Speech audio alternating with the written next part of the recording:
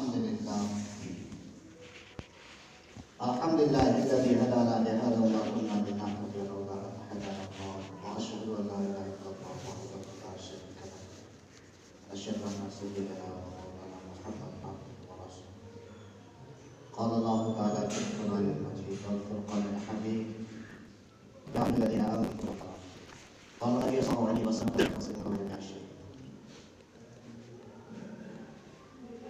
محترم بزرگوں دوستوں میرے ساتھیوں، اللہ تعالیٰ کا بہت بڑا احسان کرم فضل ہوا جس رب کائنات نے، جس رب ذوالجلال نے ہمیں اس وقت مسجد میں آنے کی توفیق دی۔ یہ اللہ تعالیٰ کا بہت بڑا احسان کرم ہے۔ بھائی بزرگوں دوستوں،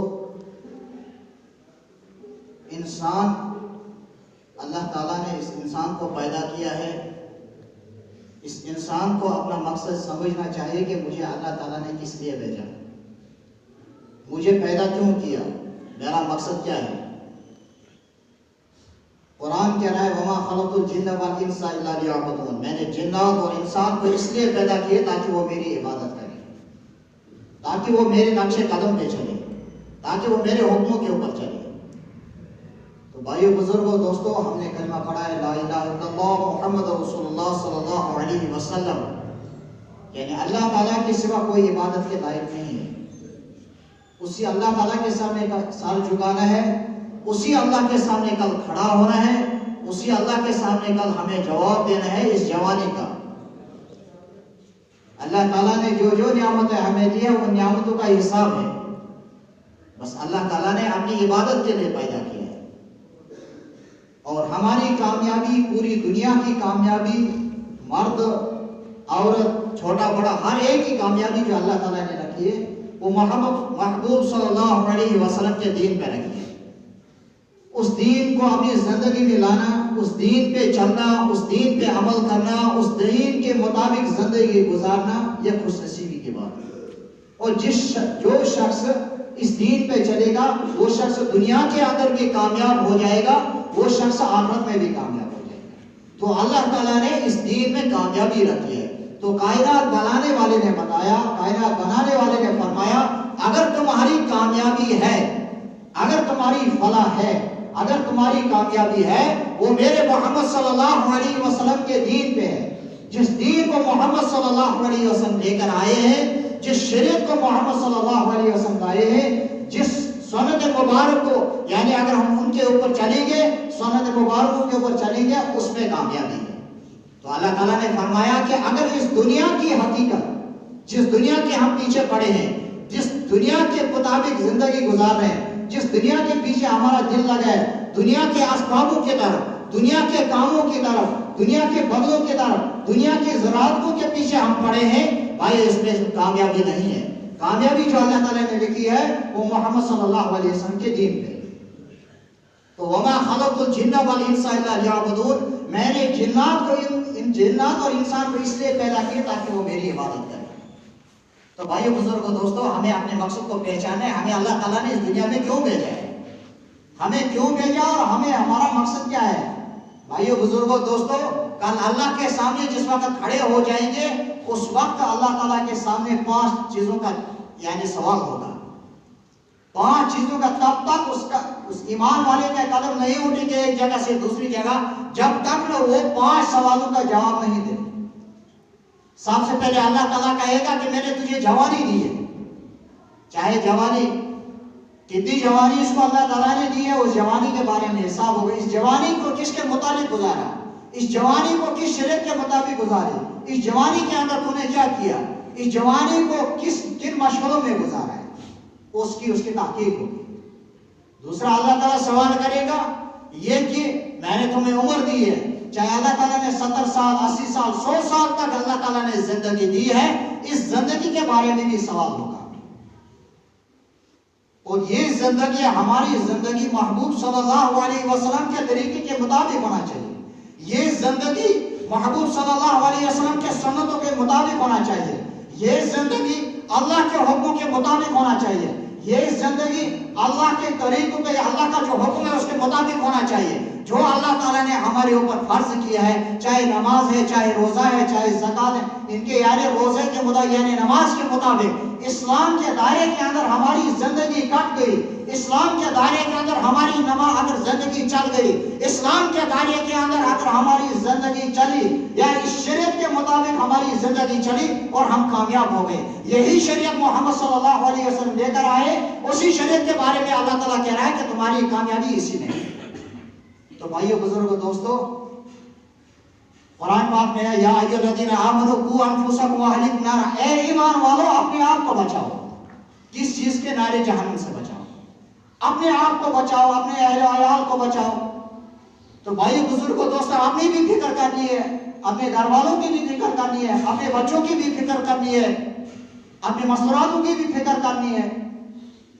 تو بھائی بزرگوں دوستوں، دوسرا سوال یہ ہوگا جوانی کے بارے میں، تیسرا سوال یہ ہوگا یعنی میں پہلا عمر کے بارے میں ہوگا، دوسرا سوال جوانی کے بارے میں ہوگا، تیسرا سوال اللہ تعالیٰ نے یعنی اللہ تعالیٰ کہے گا یعنی وہ فرمائے گا کہ مال کہاں سے کمایا، تیسرا سوال ہوگا مال کے بارے میں، مال کہاں سے کمایا، چوتھا سوال ہوگا مال کہاں پہ خرچ کیا، کمایا کہاں سے اور خرچ کہاں سے کیا، اور پانچواں سوال یہ ہوگا کہ تم نے علم کے مطابق کیا عمل کیا۔ تو بھائیو بزرگوں دوستو، یہاں سوال ہوتا ہے کہ عالموں کے پاس علم ہے، مگر ہمارے پاس تو 5 وقت کا یہ علم ہے کہ اللہ تعالیٰ نے ہمارے اوپر 5 وقت کی نماز فرض کی، یہ تو ہر ایک جانتا ہے نا، یہ تو ہر ایک کو پتا ہے کہ 5 وقت کی نماز فرض ہے، یہ تو ہر ایک کو پتا ہے کہ روزہ فرض ہے، زکوٰۃ فرض ہے۔ جب ہمیں یہ پتا ہے کہ 5 وقتوں کی نماز ہمارے اوپر فرض ہے تو ہماری زندگی کہاں کٹ رہی ہے، ہم شریعت سے دور کیوں ہو رہے ہیں، ہم اسلام سے دور کیوں ہیں، ہم کلمے سے دور کیوں ہیں، ہم نماز سے دور کیوں ہیں، ہم اللہ کے حکم کے مطابق زندگی گزار رہے ہیں کیوں نہیں گزار رہے ہیں، ہم اللہ کے حکم کے مطابق زندگی گزارنی چاہیے اور ہم تو گزار رہے ہیں کیوں، ہم دور کیوں ہو رہے ہیں اس سے؟ بس جب تک ہم اپنی زندگی اللہ کے حکموں کے مطابق محمد صلی اللہ علیہ وسلم کے سنتوں کے مطابق ہم گزاری کی تب تک ہماری کامیابی نہیں، بس کامیابی اللہ تعالیٰ نے اس میں رکھی ہے۔ تو 5واں سوال ہوگا کہ تم نے علم کے بارے میں کیا عمل کیا ہے؟ تو اللہ تعالیٰ نے ہمیں ہر طریقے سے علم نوازا ہے، علم دیا ہے۔ یہ 5 وقت کی نمازیں جب تک نہ ہماری زندگی کے اندر آ جائے، جب تک نہ ہماری اس زندگی کے مطابق آ جائے، تب تک ہم کامیاب نہیں ہیں۔ ہر گناہوں سے بچیں گے، چاہے شراب ہو، چاہے جوا ہو، چاہے کوئی بھی گناہ ہو۔ قرآن کہہ رہا ہے ان الصلاۃ تنہی عن الفحشاء والمنکر، نماز وہ چیز ہے جو فحشات کاموں سے، برے کاموں سے روکتی ہے۔ حضور صلی اللہ علیہ وسلم کے پاس ایک شخص آیا، یا رسول اللہ صلی اللہ علیہ وسلم، ایک شخص تہجد پڑھتا ہے مگر صبح چوری کرتا ہے۔ حضور صلی اللہ علیہ وسلم فرمایا ان قریب وقت ایسا آئے گا کہ یہ نماز اس کو اس گناہ سے روکے گی، اس چوری سے روکے گی۔ تو بھائیو بزرگوں دوستو، قرآن دلیل دے رہا ہے یہاں سے ان الصلاۃ تنہی عن الفحشاء والمنکر، نماز وہ چیز ہے جو فحشات کاموں سے، برے کاموں سے روکتی ہے۔ مگر وجہ یہ ہے کہ ہم نماز پڑھنے والے بن جائے، ہم نماز کے مطابق زندگی گزارنے والے بن جائے، ہم نماز پہ عمل کرنے والے بن جائے، ہماری زندگی کرنی چاہیے اس نماز کے اوپر۔ حضور صلی اللہ علیہ وسلم فرمایا، حدیث پاک کا مفہوم ہے تکبیر اللہ کے ساتھ جو نماز پڑھتا ہے، تکبیر اللہ کا جو اہتمام کرتا ہے، تو اللہ تعالیٰ 5 انعاموں سے نوازتے ہیں۔ اللہ تعالیٰ رزق کی کمی کو دور کر رہا ہے۔ سب سے پہلے جس رزق کے لیے ہم تڑپ رہے ہیں، مر رہے ہیں، کٹ رہے ہیں، وہ وجہ کیا ہے؟ بس وجہ یہ ہے کہ اللہ کے دین کو ہم نے چھوڑ دیا، محمد صلی اللہ علیہ وسلم کے طریقے کو ہم نے چھوڑ دیا۔ تو اللہ تعالیٰ کہہ رہا ہے کہ اگر تم نماز کی مطابق، حدیث پاک کا خلاصہ ہے کہ اگر تم نماز یعنی اہتمام کے ساتھ، تکبیر اللہ کے ساتھ پڑھو گے تو 5 انعاموں سے پہلا انعام اللہ تعالیٰ رزق کی تنگی دور کر رہا ہے۔ دوسرا قبر کا عذاب، حضور صلی اللہ علیہ وسلم نے فرمایا قبر جنت کے باغوں میں سے ایک باغ ہے، دوزخ کے گڑھوں میں سے گڑھا ہے۔ میرے بھائیوں بزرگوں دوستوں، جنت کا باغ بنانا ہے، وہاں مقابلہ کرنا ہے، وہاں سوال ہوں گے من رب کا، تمہارا رب کون ہے، وہاں دینوں کا تمہارا دین کیا ہے، وہاں نبیہ تمہاری نبی علیہ السلام کے بارے میں بھی پوچھو گے، یا نبی علیہ السلام کے بارے میں سوال ہوگا، دین کے بارے میں بھی سوال ہوگا، اللہ کے بارے میں بھی سوال ہوگا۔ ان کی تیاری کرنی ہے، قبر کی تیاری کرنی ہے، پلسرات کی تیاری کرنی ہے، روز محشر کی تیاری کرنی ہے، جس وقت روز محشر میں انسان تڑپ رہا ہوگا۔ دوسرا انعام قبر سے یعنی قبر کا عذاب اس کو دور کر دیا جاتا ہے۔ تیسرا انعام اس سے سب سے آسان رہے گا، دوستو نماز کا جب تک زندگی ہے، جب تک زندگی کے اندر سانس ہے تو ہمیں اس دین کو اپنے مرنے دم تک چلنا ہے. اس دنیا کی دنیا کے جو طریقے ہیں ان کو چھوڑنا ہے. بھائی دنیا کے اسباب ہیں ان کے ساتھ ساتھ اگر رکھیں گے، مگر یہ قرآن اور حدیث کو ساتھ ساتھ رکھنا ہے. آج ہمارا بچہ، آج میرا بھائی جو دین پہ چلنے کے لیے تیار نہیں ہے، اس پڑھائی کے پیچھے پڑا ہے جس پڑھائی کے لیے اپنے بھی وبال ہے، اپنے ماں باپ کے لیے وبال ہے. اسی کو شاعر نے کہا، پڑھ پڑھ کے پتھر لکھ لکھ کے چور، جس پڑھنے سے خدا نہیں ملا وہ پڑھنا ہی ہے کچھ اور جس پڑھنے سے اللہ کا راستہ نہ ملا، جس پڑھنے سے ہمیں علماؤں کا راستہ نہ ملا، جس پڑھنے سے ہمیں نبی علیہ السلام کا راستہ نہ ملا، اس پڑھائی کو کیا کرنا ہے؟ کل اللہ کے سامنے ہمیں کھڑا ہونا ہے، اس جوانی کا حساب دینا ہے. مال دولت کا مال بھی آئی رہے گی، دولت بھی رہے گی، پیسہ بھی، سب کچھ آئی ہوگا. ہاتھ باندھ کر ہمیں یہاں سے جانا ہے. بس اس قبر کی تیاری کرنی ہے، روز معاشر کی تیاری کرنی ہے. اللہ تعالیٰ آپ کو بھی سمے سے عمل کی توفیق دے اور مجھے بھی. سبحان اللہ.